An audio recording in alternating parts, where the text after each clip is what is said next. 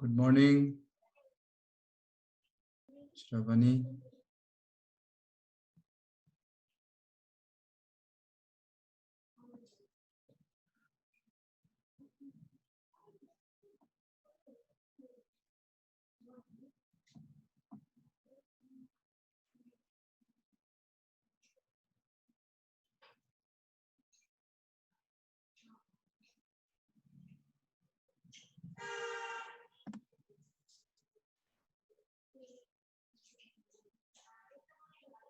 Okay.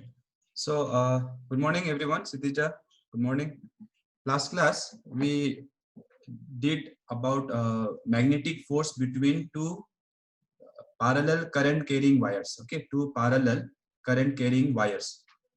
So, if you have two parallel current carrying wires,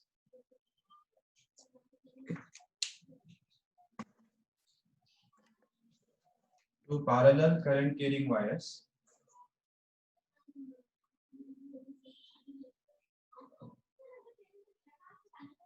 I1, I2, at some distance r, okay, then they attract each other or repel each other. They attract each other or repel each other. They attract, right? And the force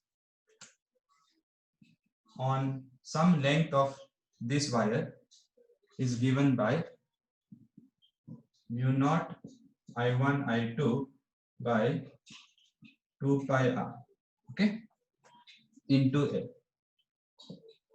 So this was the formula for force of attraction between these two wires on some length L of the wire. So please revise this derivation, very important, I told. Then usually they may ask force per unit length. So if they say force per unit length, you just divide by L. So that is the formula. Now using this formula, we defined something. What was that? What did we define? Using this formula, we defined 1 ampere. Okay. So please, electronic students, again I am saying, don't define 1 ampere in board exam by saying it is 1 coulomb of charge passing in 1 second. 1 ampere, if they ask to define, you have to use this definition or use this formula. So just put here 1 ampere, put here 1 ampere, and put here 1 meter. Then your force per unit length will be, if this is 1, this is 1, this is 1, force per unit length will be mu naught by 2 pi. Mu naught by 2 pi. And the value of mu naught is 4 pi into 10 to the power minus 7. 4 pi into 10 to the power minus 7 divided by 2 pi. So this will be 2 into 10 to the power minus 7. Unit will be Newton per meter. So please try to remember this definition. Along with this derivation, this definition will also come. Also, try to note one thing, remember one thing, and that is here the derivation was very easy. The reason why it was easy was every part of this wire will experience the same magnetic field due to this wire. Why? Because magnetic field produced by this. What is the formula for magnetic field produced by a straight wire? mu naught I by 2 pi r. Yes or no? Using Ampere circuital law we have derived. So you can see this part is also at a distance r. This part is also at a distance r. This part is also at a distance r. So every part of this wire has same magnetic field, same external magnetic field, which is produced by the first wire. So if I write B1, this is I1. So that's why the derivation was easy, because every part is feeling same magnetic field. Therefore, every part will feel same magnetic force. So no need to use integration. Directly you can add. Okay. But sometimes I may keep one wire like this and one wire like this. Okay. If I keep the wires like this, will different parts feel the same magnetic field? This part, will it feel same magnetic field as this part? Whatever magnetic field is here due to this current, will it be same as here? Will it be same the magnetic field produced by this current? It will not be same because this distance will be different. This distance will be different. So this we are going to do tomorrow. This is only for entrance. Okay, only for entrance. So here we have to find individually the force and then we have to do integration. But for your board exam, these parallel wires you have to remember. Okay, after that,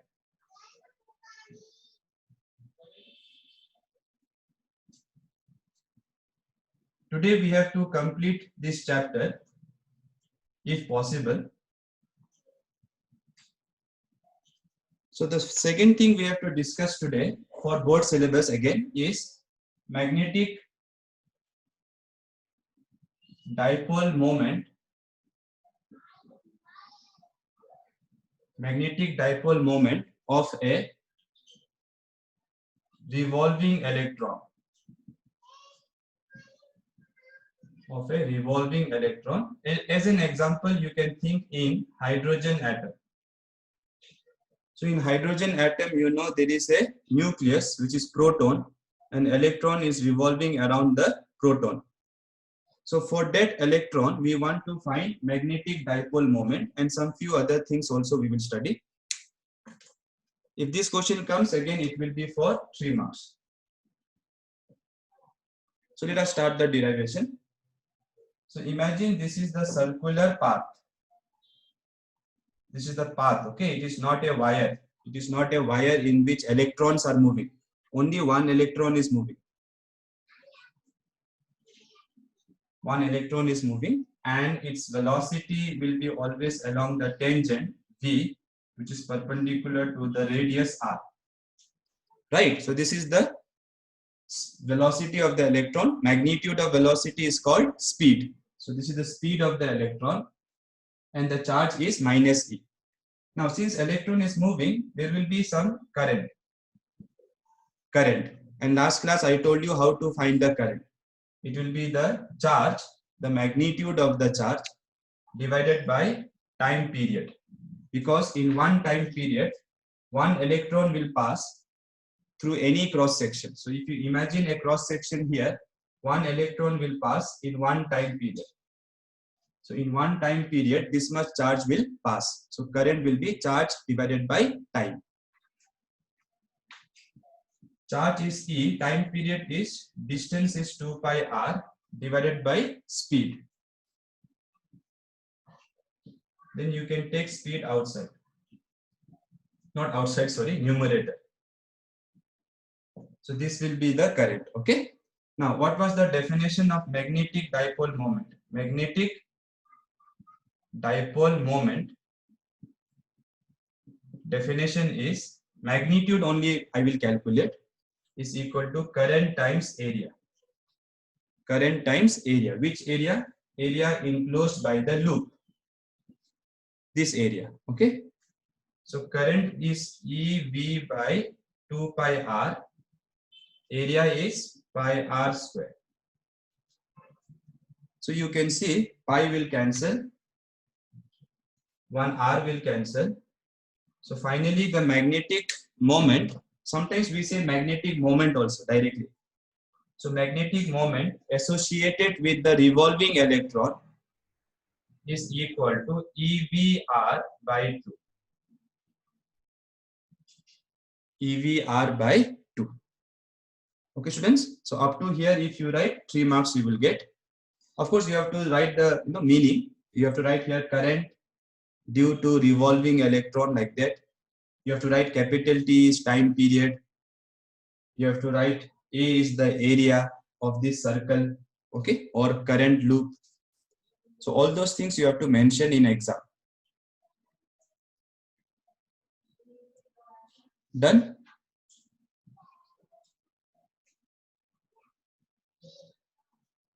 Okay.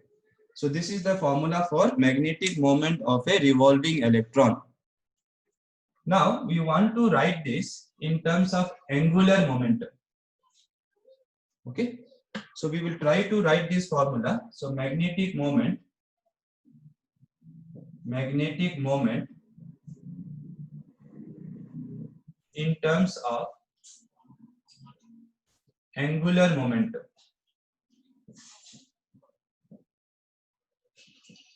And if you remember, the symbol for angular momentum in first PU is capital L. Capital L. Okay. So let us try to write the same formula, whatever we derived, in terms of angular momentum of this revolving electron.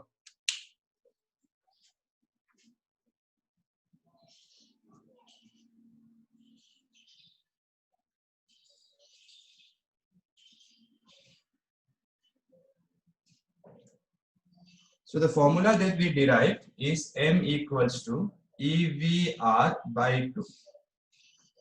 Okay, now angular momentum of any revolving particle is given by the formula MVR. Okay, but here you have to be very careful because I am using M for magnetic moment also. Whereas this M is, do you remember what is this M in the formula of angular momentum? This M is mass. Okay, this M is mass. So what I will do, I will write ME because this is mass of electron. Mass of electron. So this thing you should know from your first view. Okay, so that is the definition of angular momentum. So to bring this angular momentum here, see what I will do. I will multiply by mass of electron and I will divide by mass of electron. I will multiply with mass of electron and I will divide by mass of electron. Then next step is I will cancel it or what? No, if I cancel, I will go back here, which I don't want. So now I will write this MVR is what we call angular momentum divided by 2mv. So this is magnetic moment in terms of angular momentum. Magnetic moment in terms of angular momentum, EL by 2m. This m is mass of electron.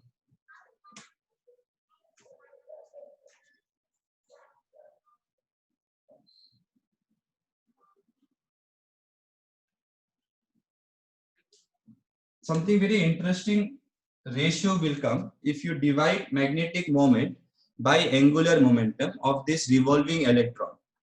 So that ratio is called gyromagnetic ratio. Gyromagnetic ratio.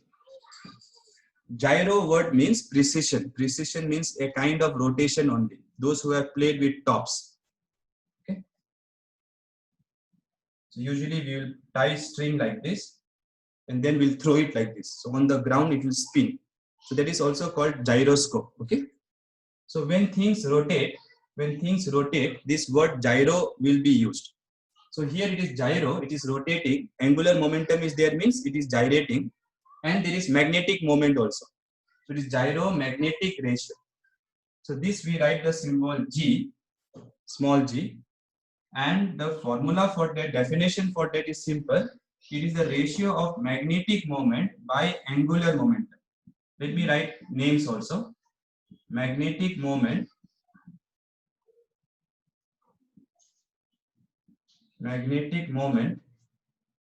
divided by angular momentum. Angular momentum. So gyromagnetic ratio is the ratio of magnetic moment associated with the revolving electron and the angular momentum of the revolving electron. So what will I get here? If you divide m by L, substitute m, EL by 2ME divided by L. L will cancel. So gyromagnetic ratio will be E by 2ME. Okay, so gyromagnetic ratio is E by 2ME. Now, though I proved it for a revolving electron, it has been found to be true for any rotating body which has spherical symmetry. So now what I'm going to tell you next is important for your entrance exams. Just one small note. This formula which I derived is true for rotating bodies. If there is spherical symmetry. Spherical symmetry means the body should be like a sphere, like a disc, like a ring, not electron. Suppose there is a ring. On that ring, suppose there is some charge, capital Q. And suppose I make this charge rotate with some angular speed. Then if you put your cross section here and you wait for one time period, then you know the total charge will pass. Yes or no? Imagine on this ring, on this insulating ring, I want insulating so that the charge doesn't move by itself. So imagine there is an insulating ring where I have put charge. Now I make this ring rotate. I make this ring rotate.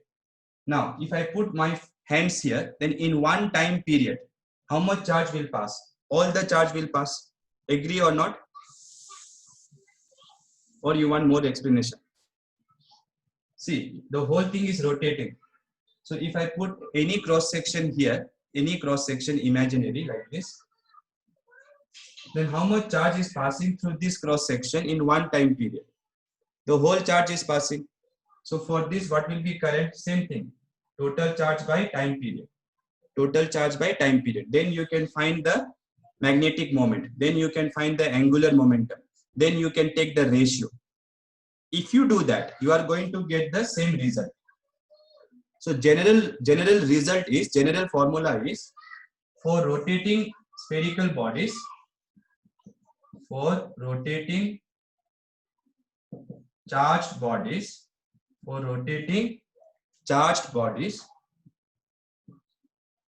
like ring, disc, okay, sphere, you can write ratio of magnetic moment by angular momentum to be equal to same formula, except E has to be replaced by charge, and ME has to be replaced by mass of the body. So this is the charge on the body, this is the mass of the body. So what I'm trying to tell you is whatever formula I have derived, the ratio of magnetic moment and angular momentum for a revolving electron is true for other bodies also, other charged rotating bodies. Okay, try to remember this way. If you remember, no, it will be very easy for you to calculate magnetic moment. It will be very easy for you. You don't have to find magnetic moment of different parts and do integration if you remember this ratio.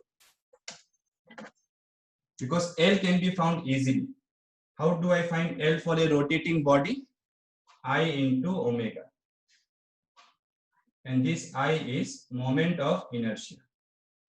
This I is moment of inertia.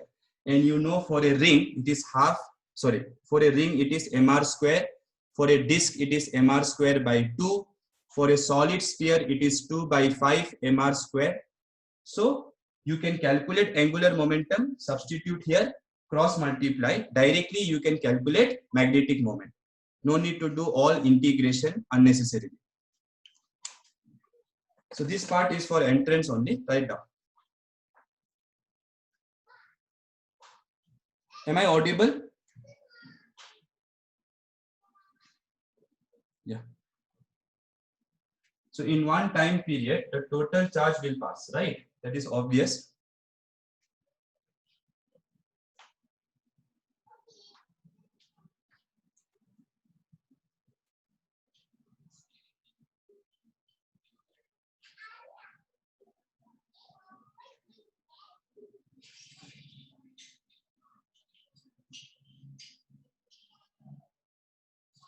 So you can use the same formula, charge divided by 2 mass for other bodies also. The ratio of magnetic moment by angular momentum.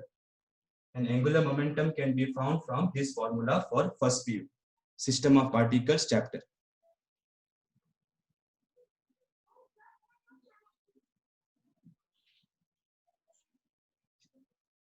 Okay, now let us come to the next topic. See, I have told you that current loop behaves like a magnetic dipole. Current loop behaves like a magnetic dipole. Now go to the first chapter of this second PU, where I taught you electric dipole. There I taught one last topic at, I think, before Gauss law, not last, just before Gauss law. If electric dipole is kept in a uniform electric field, if electric dipole is kept in a uniform electric field at some angle theta, it experiences a what? That you have to answer, students. Try to answer. It experiences a torque. And the formula for the torque was PE sine theta. PE sine theta. Net force was 0. If you remember, net force, that was 0 because this plus QE will feel force this side. This minus QE will feel force this side. Magnitude will be same only. Why magnitude will be same? Because it is uniform electric field. Since it is uniform electric field, net force was 0, no doubt. But it will experience a torque. Similarly, if you put magnetic dipole in a uniform magnetic field, uniform, then it will not experience any net force, but it will experience a torque, and that torque we have to derive. Now, who behaves like magnetic dipole? Current loop. So current loop behaves like magnetic dipole. So if I put current loop in a uniform magnetic field, that current loop will experience a torque. Okay, and I'm sure most of you in school days, you remember this motor. So the whole idea of motor is coming from there only. So once you pass current in a current loop, and if you keep a uniform magnetic field, the loop will experience a torque and therefore it rotates. And that is the whole idea behind motors. Okay, DC motors. So our next derivation is again a very important one for board exam. Torque on a current loop in a uniform magnetic field. Torque on a current loop torque on a current loop which is kept in a uniform external magnetic field. Okay, this is always external.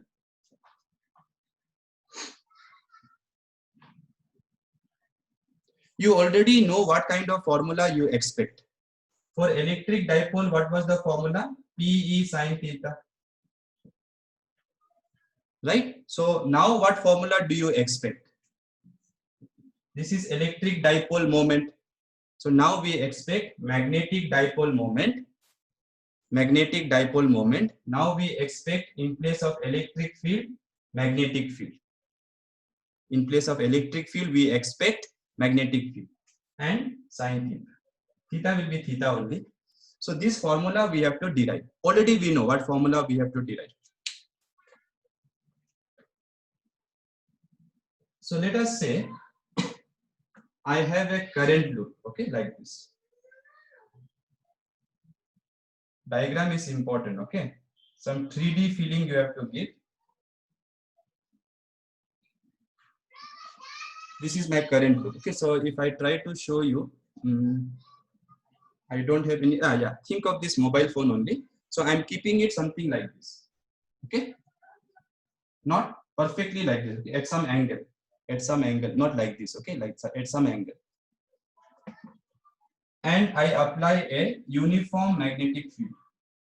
It is everywhere, but if I draw here, it will make the diagram little bit dirty. So I will draw it here. So this is your external uniform magnetic field. This is your loop, rectangular loop I have chosen. Current will be in this loop. Let us say I allow current to flow this way, okay. Yeah. So the current is I. Current is I. You can see everywhere current will be I, right? Okay. Let us name these points P, Q, R, S. Now let us try to think.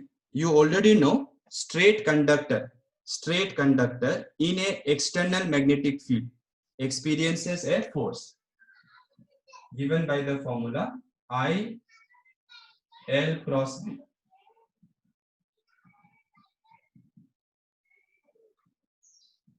This is the formula for force on a straight conductor whose length vector is L bar, which is chosen along current, and magnetic field is B. So let us see in what direction different parts will feel force, magnetic force. Let us start with this part. So here current is going like this, magnetic field is like this. So if you do L cross B, it will be upwards. Understood? Current is like this here.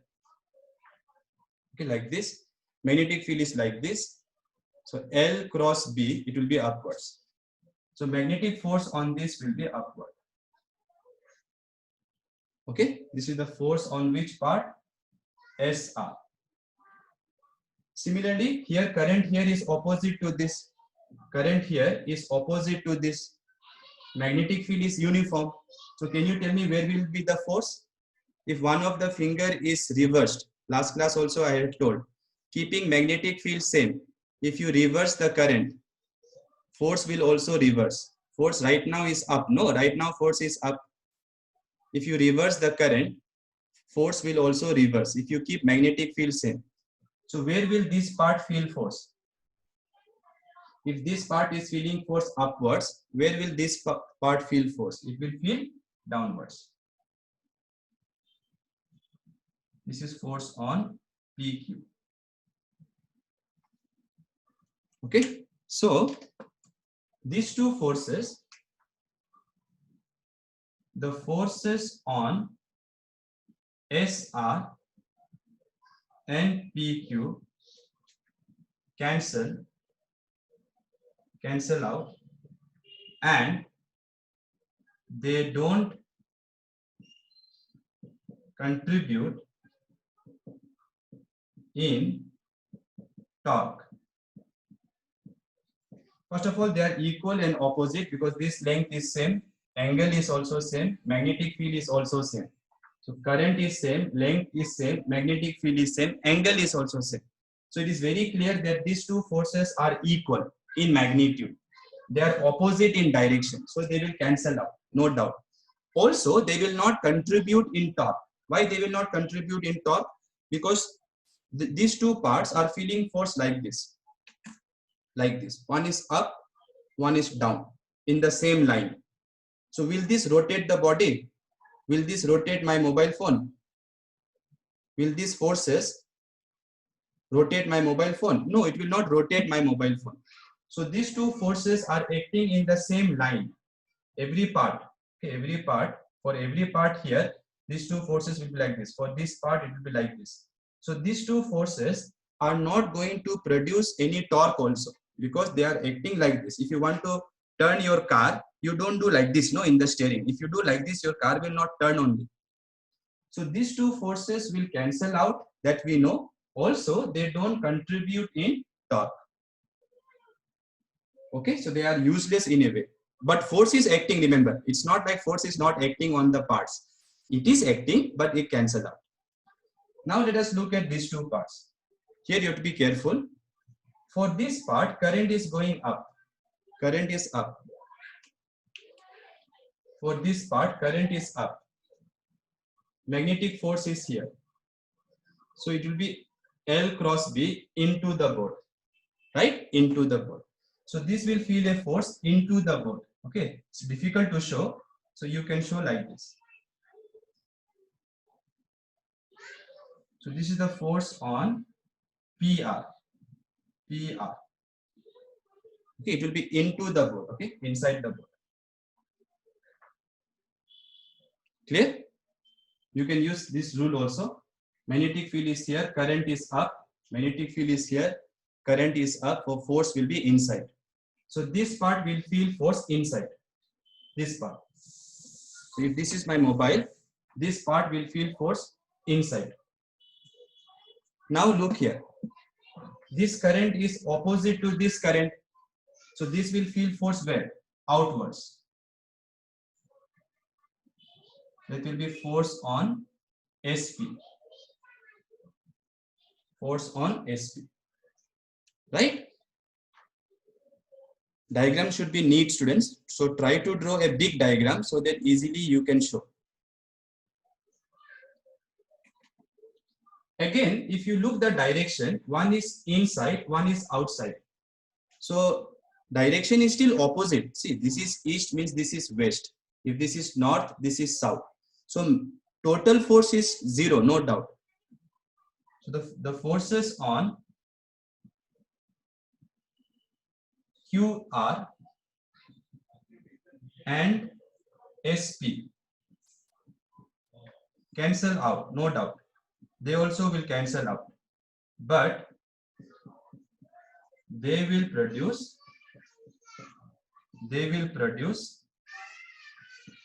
torque.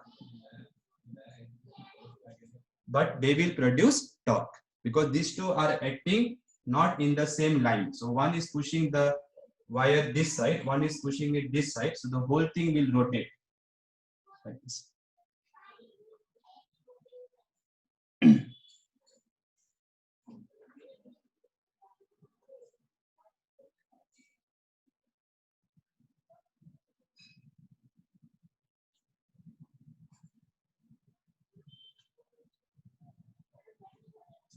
Now we want to find formula for the torque, how much torque it will experience.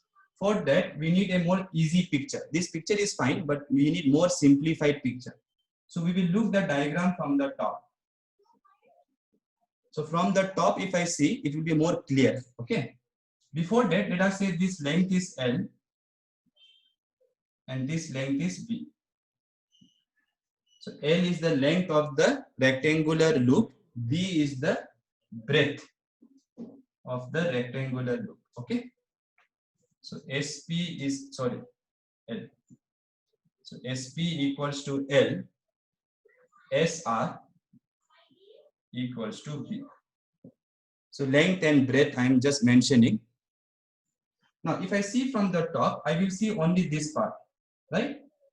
Like this is my rectangular loop. So if I see from the top, I will see only this. So this is something like this. This is your R, this is your S.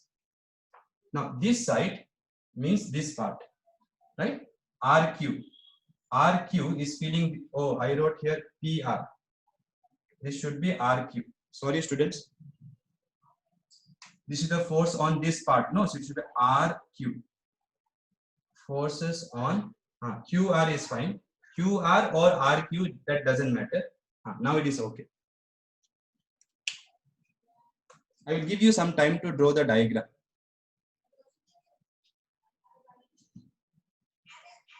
Diagram is done. Please draw the diagram, okay? Otherwise, it is difficult to understand.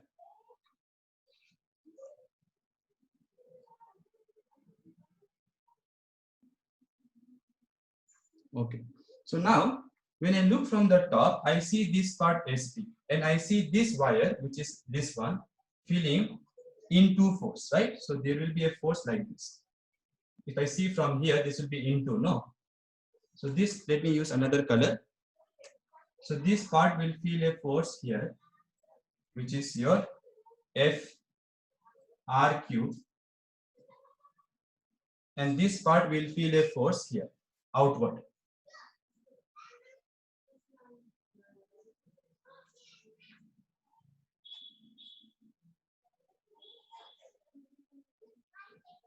This will be FSP.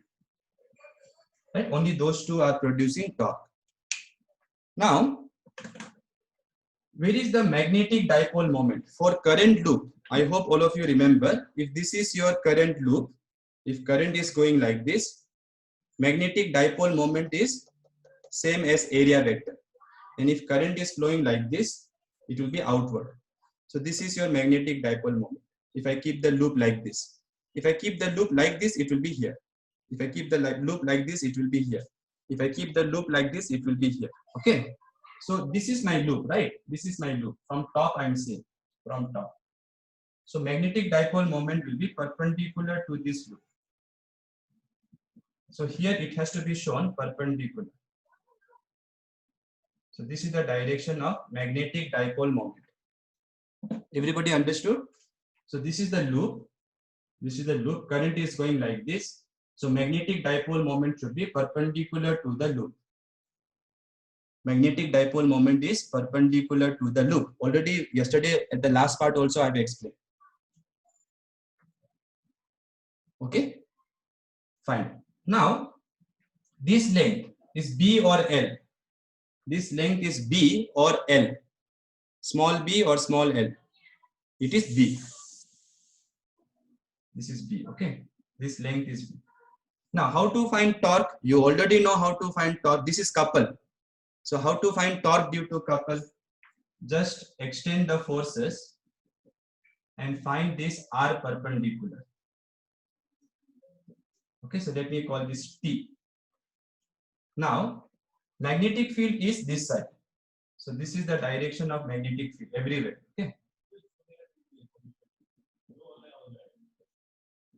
So let us say angle between magnetic field. Please remember the direction of magnetic field. If magnetic field is making angle theta with magnetic moment, then you look carefully here. This is perpendicular to this. Correct? This is perpendicular to this. This is perpendicular to this. So this angle also should be theta. Yes or no? This is perpendicular to this.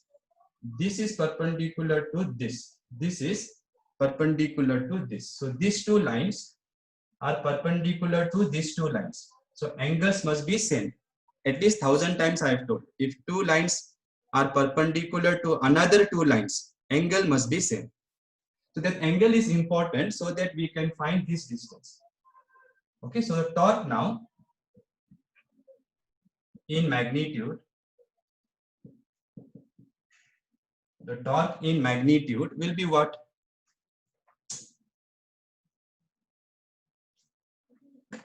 Torque will be either force into perpendicular distance between the forces, between the line of forces. So this is the definition of this same definition we used in electric dipole also. Electric dipole also. So torque is either force, either this or this, because they are same in magnitude. Either force into perpendicular distance between the line of forces. Now, what is the any one of the force? What is the value of this force? That will be I, L, B. And what will be this? I, L, B. Why, sir? Current here is I. Length of this is L. Magnetic field is B. And this part of the wire is perpendicular to magnetic field. So no need to write sine 90 degree. No need to write sine 90 degree. That is one we know. So this part is feeling a force ILB. This part is feeling a force ILB. This part will feel some force, but I don't care about that force because that force will cancel this force. In net force also it will cancel, and torque also it will not produce. So it is useless. These two forces are useless to calculate torque. Only these two are important. So what is the magnitude of either force? Either you write this ILB or this ILB, your wish. So ILB. What is the perpendicular distance between this line and this line? TR or ST? TR or ST? TR. Correct, Dhruti? This TR. So perpendicular distance is TR. Now let us calculate TR from the diagram. Sin theta is opposite by hypotenuse. So for this right angle triangle, this is theta. So opposite is TR. Hypotenuse is this length, which is nothing but length of this, which is nothing but B, breadth. So it is B. So therefore, PR is nothing but B sine theta. So try to remember this. On the side, you can write sine theta is opposite by hypotenuse. Opposite is PR. Hypotenuse is SR. But SR is nothing but this length, which I have given the symbol B. So I can write torque now. ILB, and PR is nothing but B, small b sine theta. Now it is done, students, almost done.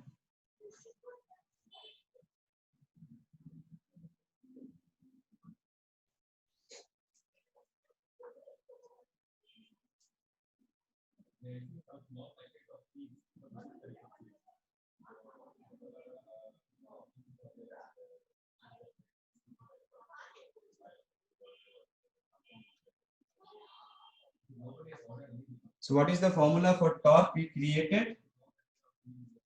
I, the small b, let me write here, L into B into capital B sine theta. Okay, so this is the formula for torque which we have derived. What is length into breadth? What is length into breadth of the rectangular coil? It is the area. It is the area. Okay, so A is length into breadth, which is area.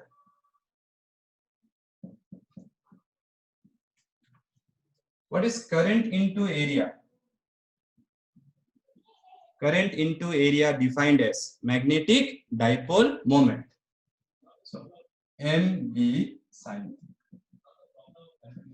Right? And is theta angle between M and B? See, this theta has to be angle between M and B. Check once. M is perpendicular to the loop, to the surface of the area, like area vector, and magnetic field is here. So yes, theta is angle between M and B. So this is the very, very important formula which we have derived.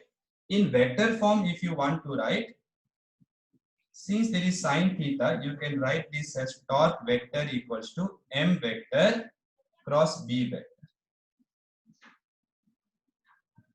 In vector form, if they ask you to write this formula, you have to write.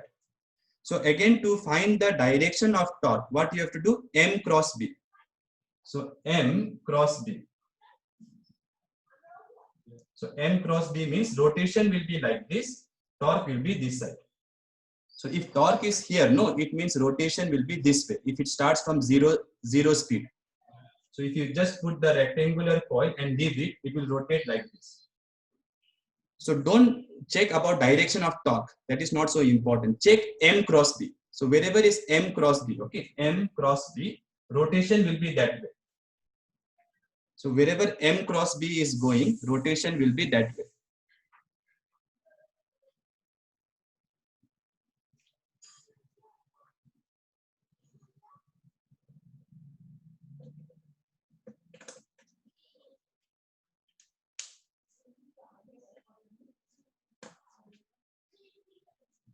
This diagram is important. Please try to remember.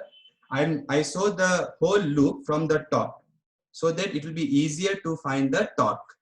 So if you see from the top, this part was filling. If I see from the top, this part was filling into force. This part was filling out force. And magnetic moment is always perpendicular to the loop. So it is perpendicular to this line also. And magnetic field was applied here. So this will be theta, therefore this will be theta. Because these two are perpendicular to these two. That is what I called, what rule I used to call it in class? Anyone remembers? Forgot, huh? It's okay. Write down. Ancient Greek rule. Okay. Why I call it ancient Greek rule is it was known to Greeks from those time. Okay. Greeks knew it from those days.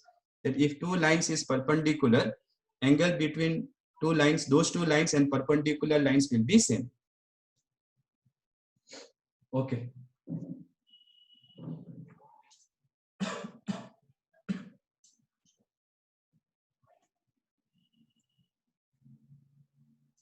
So now we can use this concept to study not motor. That is not there in the syllabus. I'm sorry. But using this concept that when you put a current loop in a uniform magnetic field, it doesn't experience any net force. That you know already from previous topics. When I was teaching you magnetic force, that time I told you, if the loop is closed and the magnetic field is uniform, then it will not experience net force, but it will experience torque. Just like electric dipole in uniform electric field. So this concept can be used. This concept can be used to create something called galvanometer. So we will now study something called moving coil galvanometer.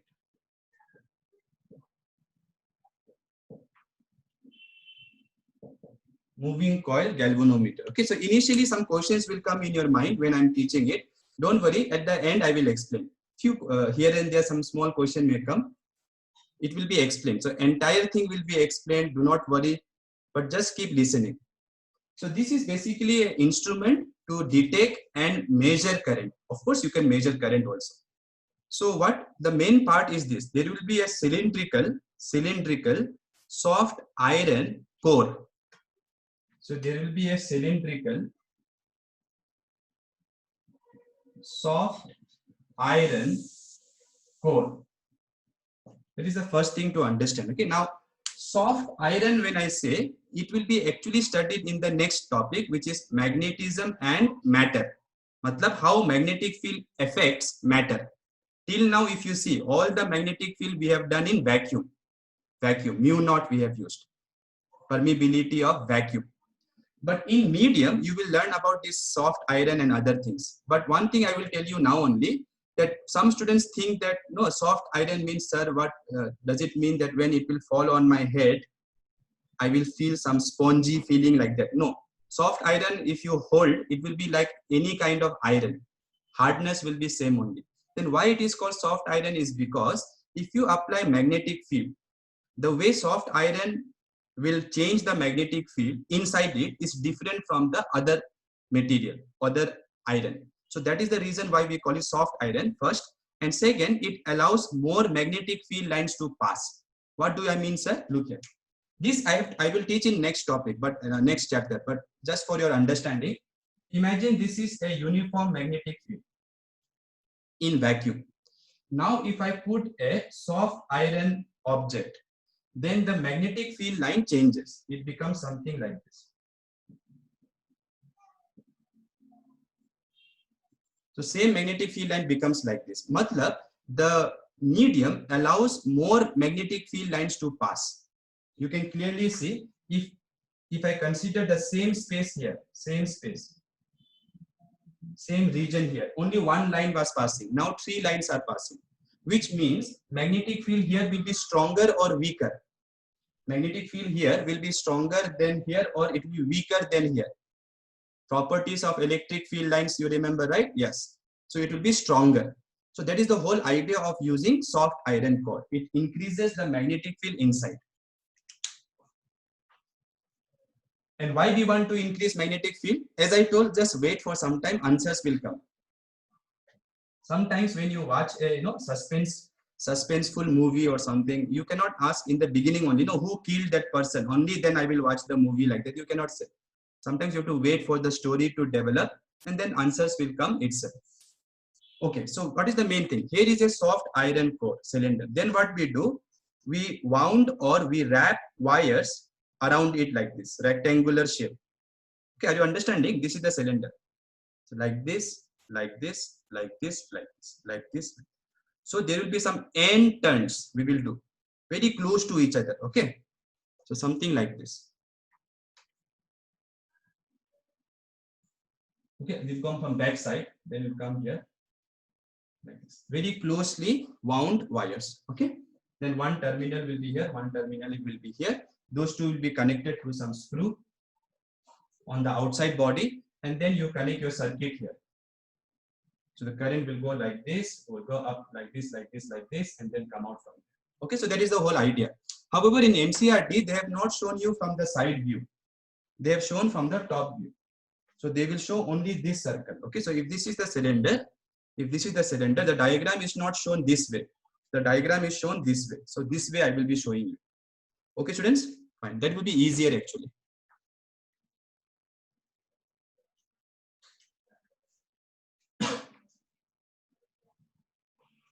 So what we do is we concentrate on the top part of the soft iron core, the top part. Okay, and we show it here. So this is your soft iron core. Okay, then we show some wires which are wrapped around it. Like this. It should be straight, okay?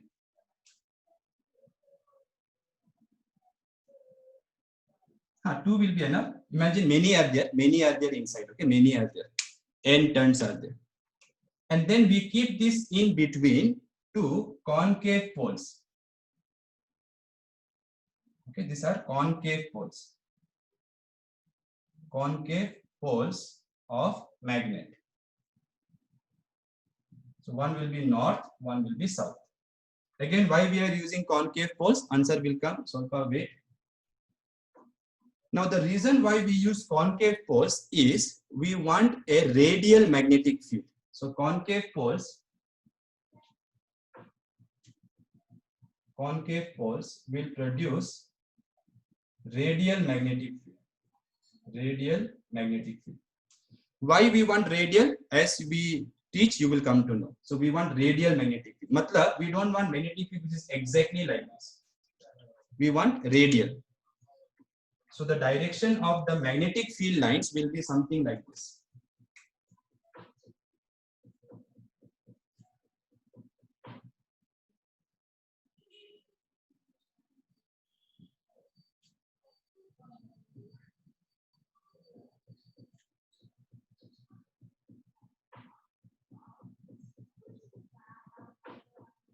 It should be in the pass through center.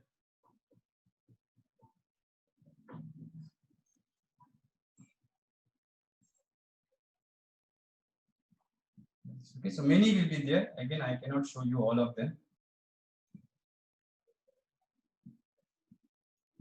So this kind of magnetic field lines we want. Okay, radial magnetic field. Okay.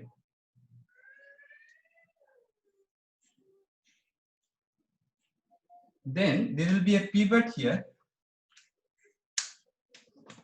Pivot will be attached to this coil.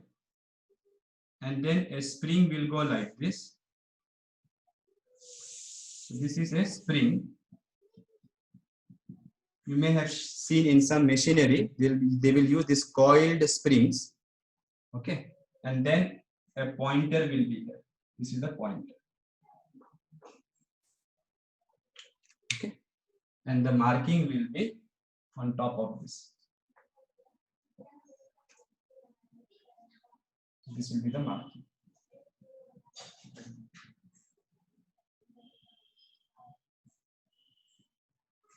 This is not important. Simply you can draw any way you want.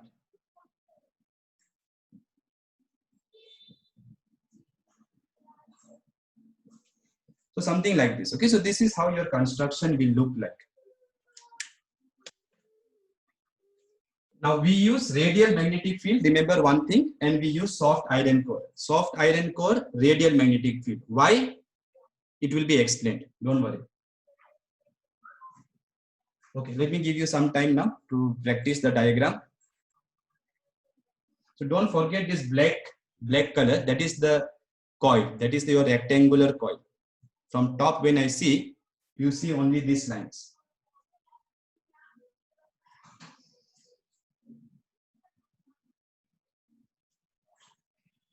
Diagram is done.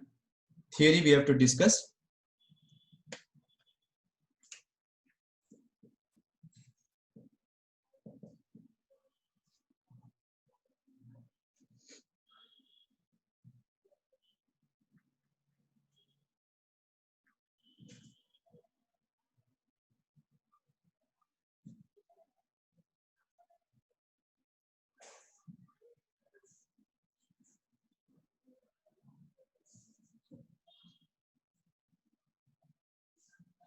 Diagram is done or not?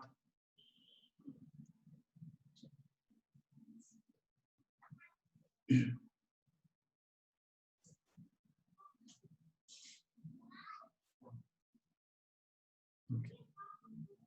Other students? Mrs. Winnie has done. Okay. So once you have the diagram clear, no sir, okay, somebody was saying no, let us wait. But don't play the game of Tycho Brahe, okay? I'll wait.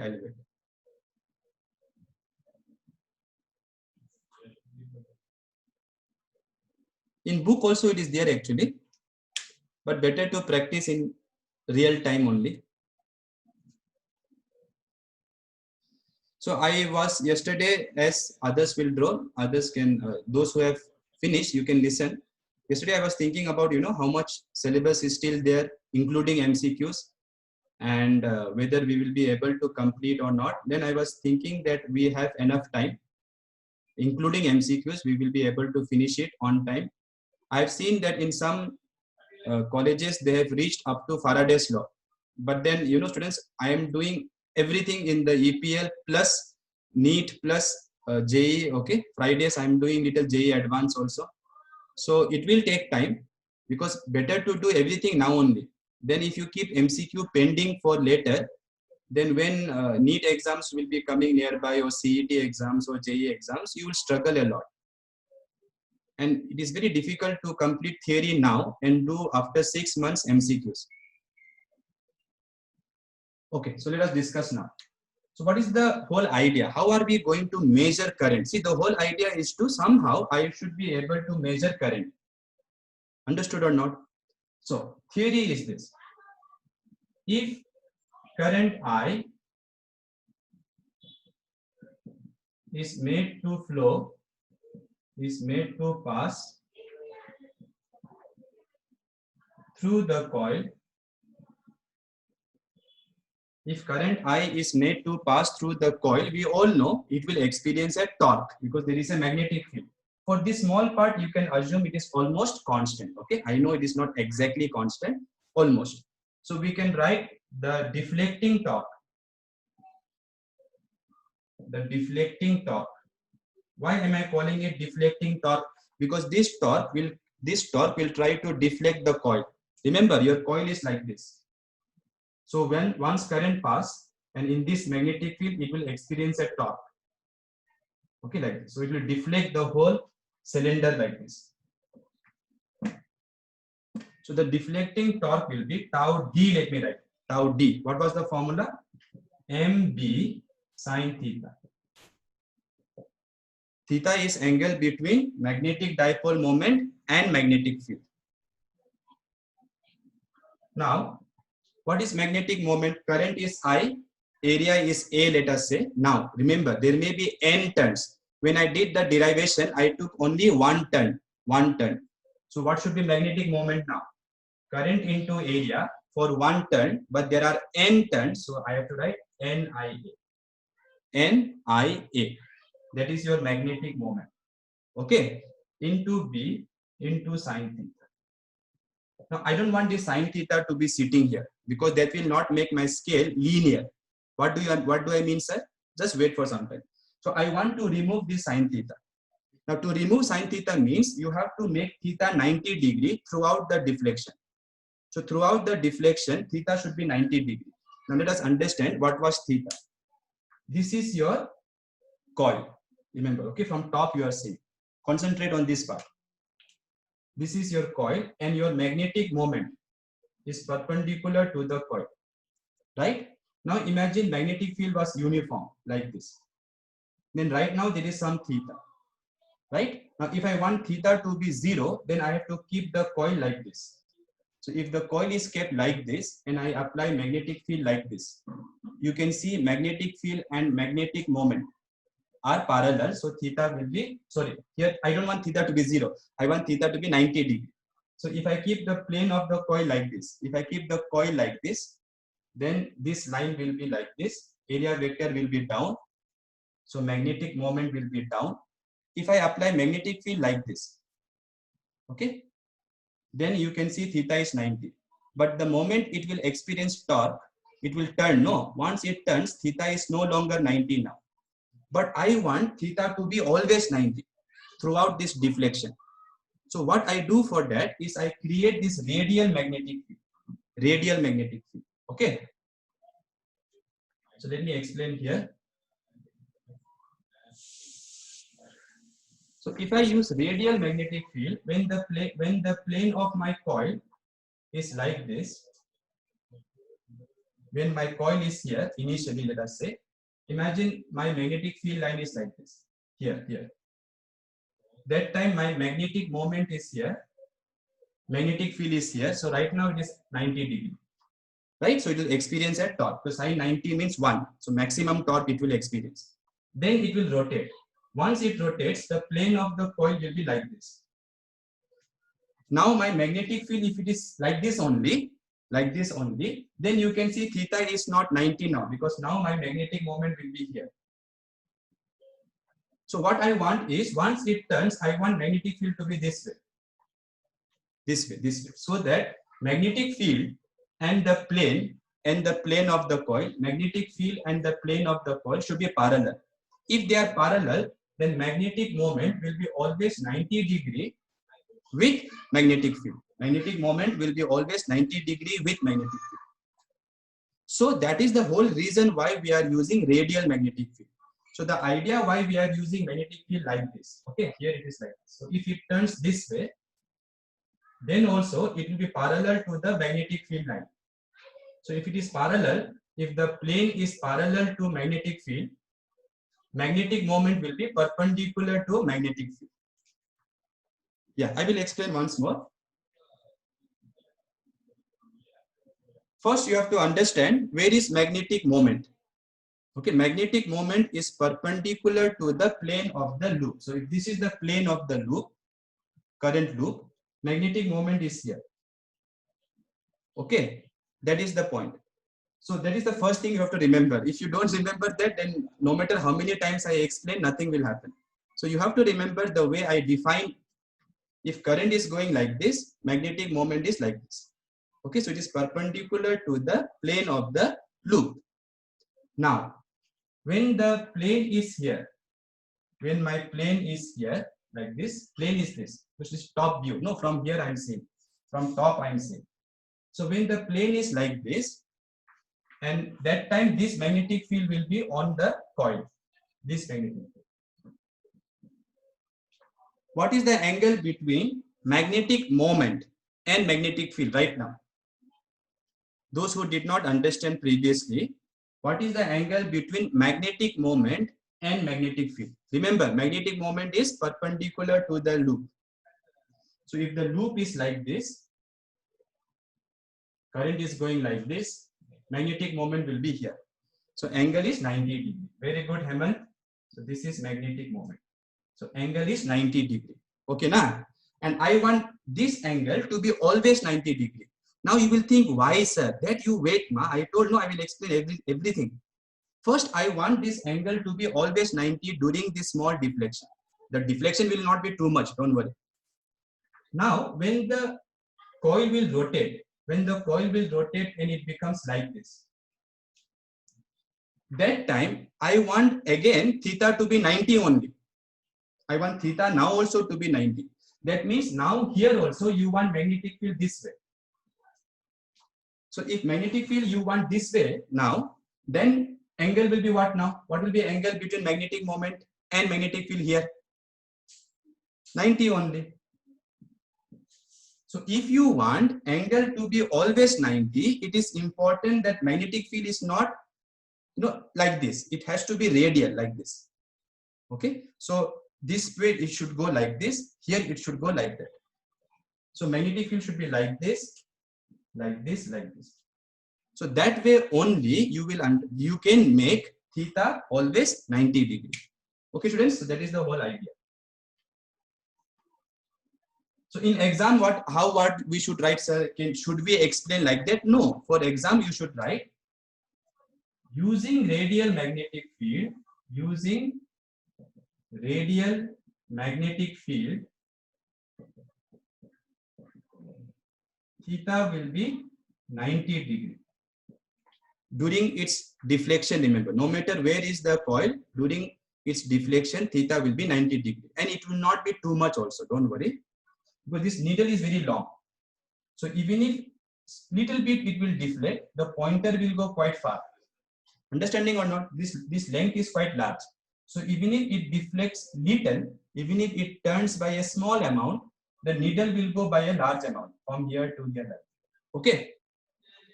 So using radial magnetic field, theta is made to be 90 degree.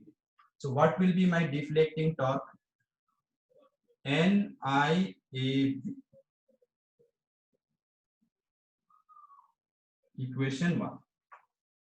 I will explain to you why theta has to be 90 degree all the time during its rotation. What if theta was not 90 degree? What if I don't use radial magnetic field? Then there will be a small problem which we will explain at the last. Okay. Now listen carefully. Once this will experience a torque, this needle will go like that. So it will keep on accelerating. It will keep on accelerating. That also I don't want, because if it keeps on accelerating, it will keep on going like that. I don't want that. So I put this spring here, spring. So what happens is, the moment it deflects, the spring will twist by some angle. The spring will get twisted by some angle. And when springs are twisted by some angle, because one end is fixed, no, here, this is the pivot. This is the pivot. Pivot matlab the fixed point. So once the spring is twisted, do you know what happens if I leave it? If a spring is twisted and then I leave it, what happens? Take a plastic bag, hold one end. If you twist it and then you leave it, what happens? It continues, it comes back. Comes back matlab it recoils. It recoils. Okay? It turns like this. Not comes back doesn't mean like a spring. It's not a linear displacement. See, if you take a spring like this, spring, if you displace it here and then you leave it, it comes back. That is called linear displacement. Here we are giving angular displacement. Angular displacement. So if I leave it, it will come, it will feel a what torque? Restoring torque. So if the spring is twisted by an angle, let us call it phi. If the spring is turned by an angle phi, which means if the needle is turned, if this whole thing turns by theta, or sorry, phi, if it turns by phi, then a restoring torque will be developed.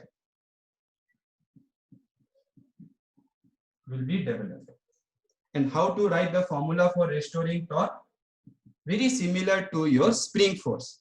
So if you take a spring, if you displace it linearly, by x, then I'm 100% sure everybody knows it will feel a restoring force. And that force is given by kx in magnitude. Remember or not, what was k called?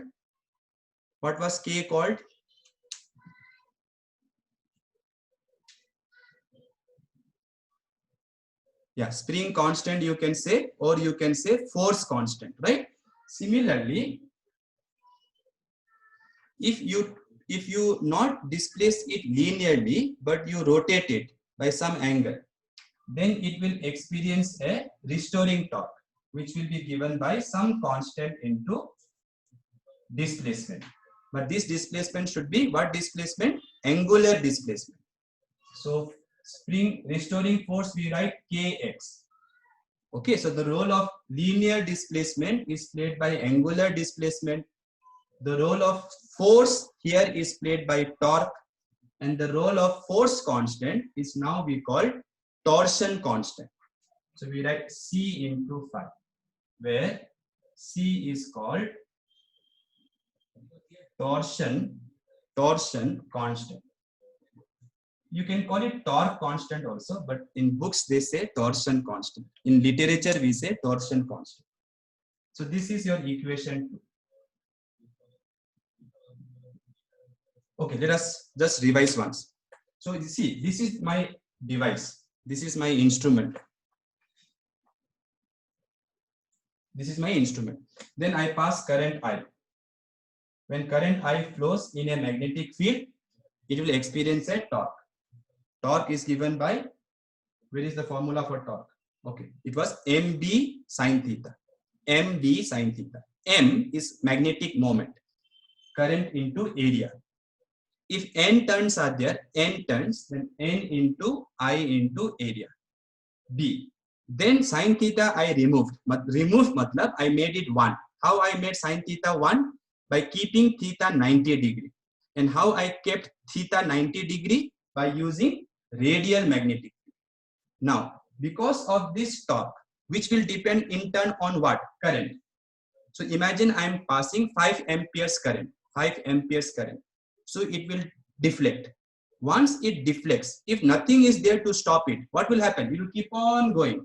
Like that you don't want. No, if you are passing 5 ampere, this needle should stop at 5 ampere. This needle should stop at 5 ampere if you are passing 5 ampere. But if this was the only torque,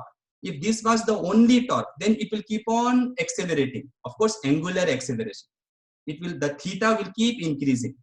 Understood? So we have put this spring arrangement.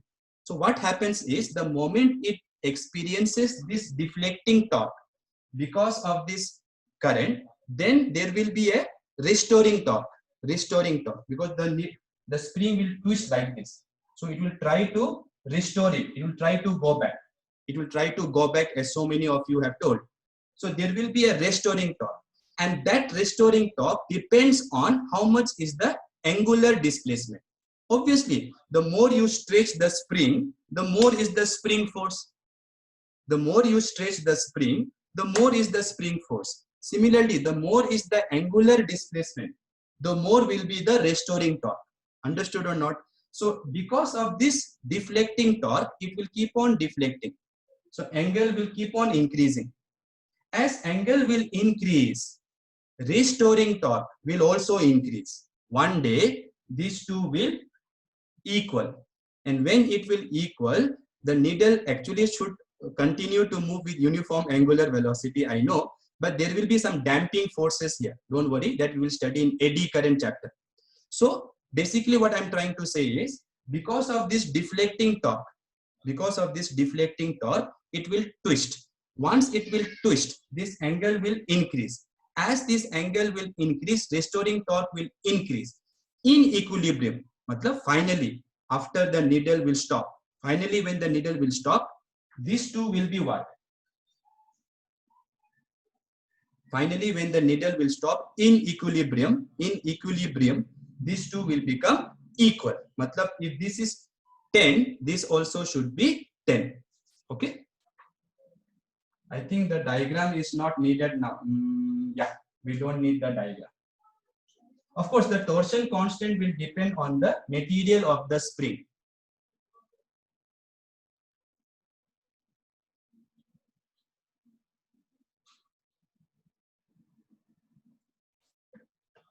So in equilibrium,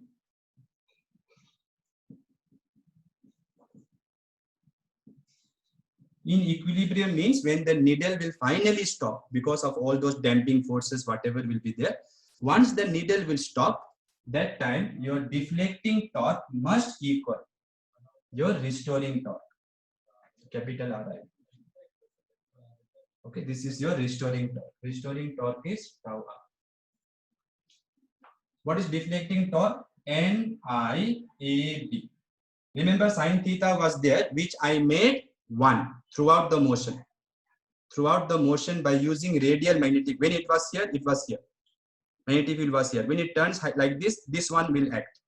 If it turns like this one will act. So I'm using radial magnetic field. Okay, radial. So deflecting torque is NIAB. Restoring torque is some constant C into phi. So from here, what will be my phi equals to NAB by C into I. Correct? No, this is a beautiful equation. Why?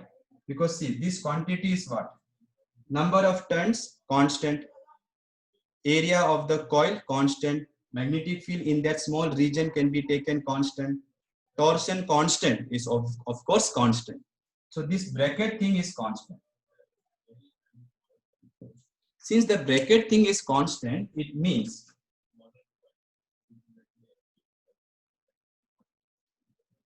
the angle of deflection,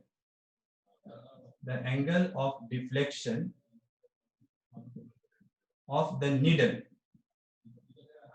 right? If the cylinder will turn by 2 degree, the needle will also turn by 2 degree.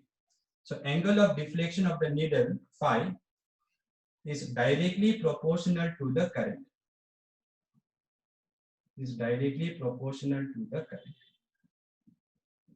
So phi is proportional to current. So since phi is proportional to current, it means I can use this to measure this, just like thermometer. In thermometer, you put some mercury. When temperature increases, the length of the mercury also increases linearly. It has to be linear. So it increases linearly. So why it should be linear? So that when temperature increases by 1 degree, the length also should increase by 1 unit. So it should be linear. The scale should be linear. So thus, we can measure current by using this instrument. Okay.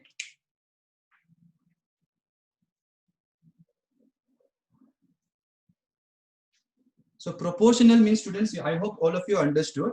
If I double the current, deflection will also double. If I triple the current, if I increase current 3 times, deflection will also increase 3 times. So what you do now is you take this galvanometer, put some marking. Now pass 1 ampere. So how will I know how much is 1 ampere? Already we have defined 1 ampere. So keep passing current into parallel wires till the force between them is 2 into 10 to the power minus 7 Newton per meter. So 1 ampere you know. So when 1 ampere will pass, let us say the needle will go till here. Suppose the needle goes till there. Then here you write 1 ampere. Now when 2 ampere will pass, this is your 0. When 2 ampere will pass, this angle will be double. Yes or no? See here. If current is double, this will also double. So angle will double means it will go here. So 2 ampere, then 3 ampere. So like that, you can put marking on the scale and then you can measure current. Everybody understood?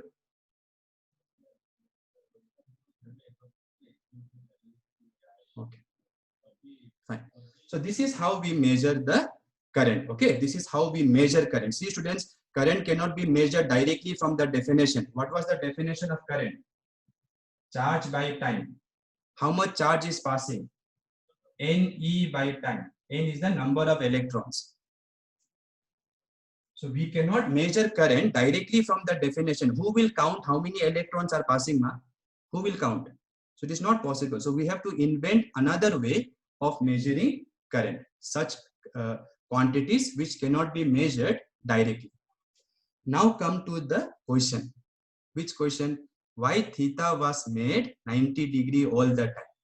Suppose theta was not made 90 degree. Suppose. Then here will be sine theta or not? If theta was not made 90 degree all the time, then there will be sine theta here or not? Yes or no?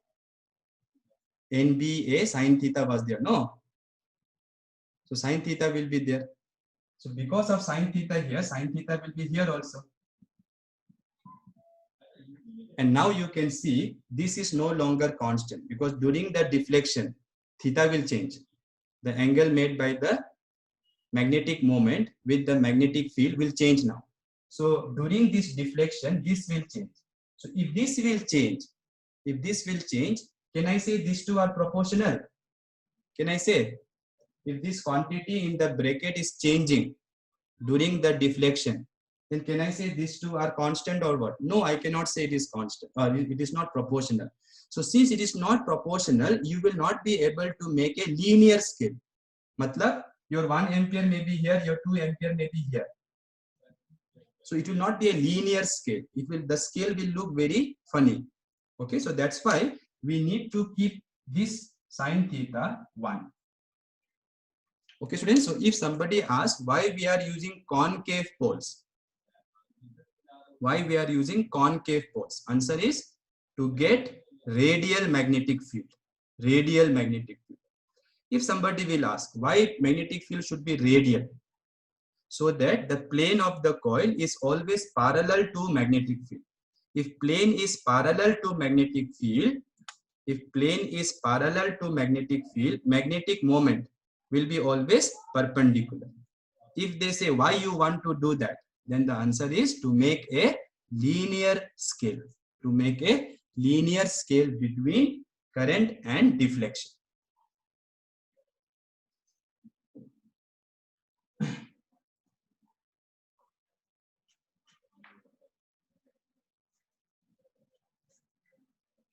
Okay, so this is the whole theory of galvanometer. Up to here, if you write 5 marks, you will get.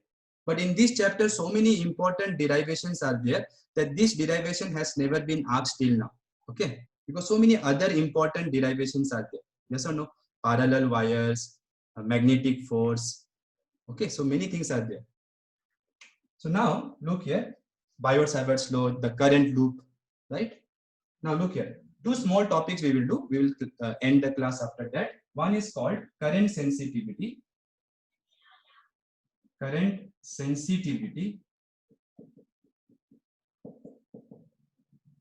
And the other is called voltage sensitivity.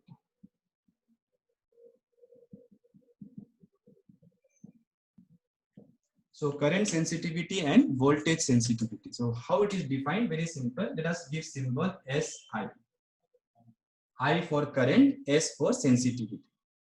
So current sensitivity is defined as how much angle is deflected, how much the angle the coil deflects per unit current. Okay. So for 1 ampere current, how much deflection is produced?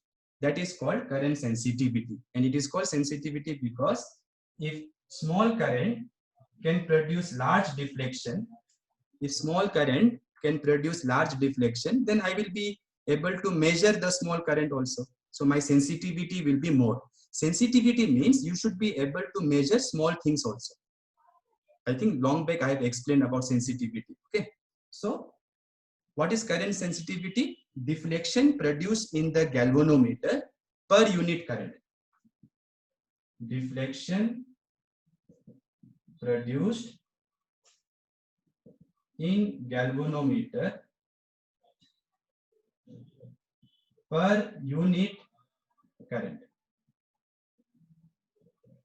Okay, so for current sensitivity I wrote, for voltage sensitivity I will not write, students. You please write yourself. What will be the formula? Just substitute this phi. So if I put this phi here, what will I get? NAB by C.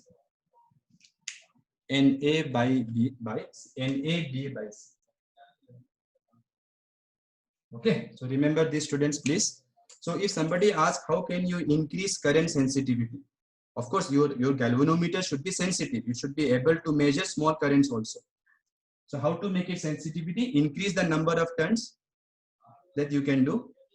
You can't make it too much, because if you make it too much, the resistance will increase, which is not a good thing. I will tell you later why. Area should be large. Again, you can't make it too large, then it will be like a room only. Magnetic field should be large, and that's why we use soft iron. So soft iron was used to increase the magnetic field in that region, so that your sensitivity will be more. And by using a spring which has small torsion constant. Spring with small torsion constant. So these are the ways of increasing the current sensitivity. Just look the formula and decide. Proportional, proportional, proportional, inversely proportional. Voltage sensitivity is how much deflection is produced when you apply unit voltage. Per unit voltage. Okay. Now, what would be the relation between these two? Relation between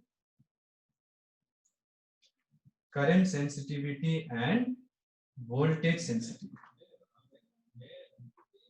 So when you apply this much voltage, this much current is flowing in the galvanometer. So if I say G is resistance of galvanometer, if I say G is resistance of galvanometer, if I say capital G is resistance of galvanometer, then you apply Ohm's law.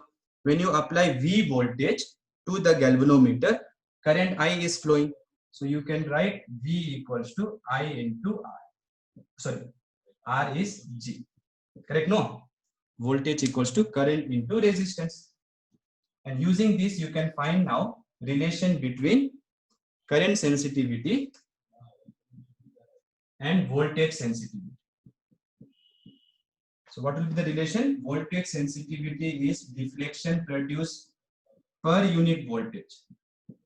And voltage I can write current into G. So voltage sensitivity is current sensitivity. This is current sensitivity now divided by G. Okay, so please remember it is not V equal to I into G, okay, because this is SV and it is current is in the denominator. So keep this formula in your mind, later it will be useful. So now I will tell you what we will be doing tomorrow. Please remember, now we have to learn how to convert this galvanometer which we have made into ammeter. So we will learn how to convert galvanometer into ammeter. Okay, to increase the range. Suppose you have galvanometer which can measure up to 2 ampere. You want to make a ammeter which can measure up to 10 ampere. So same galvanometer you can convert into an ammeter with a higher range. So that we can learn, and we will learn how to convert galvanometer into voltmeter.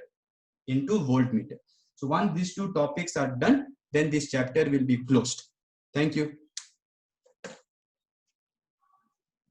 Everybody was ready with thank you, and you have typed already, I think. Please revise, students, as time is passing by, new things we are learning. But the good thing is now the majority of the good important points we have covered. So everything will be just now, whatever we have learned, we have to just do it in a different way. Okay, thank you.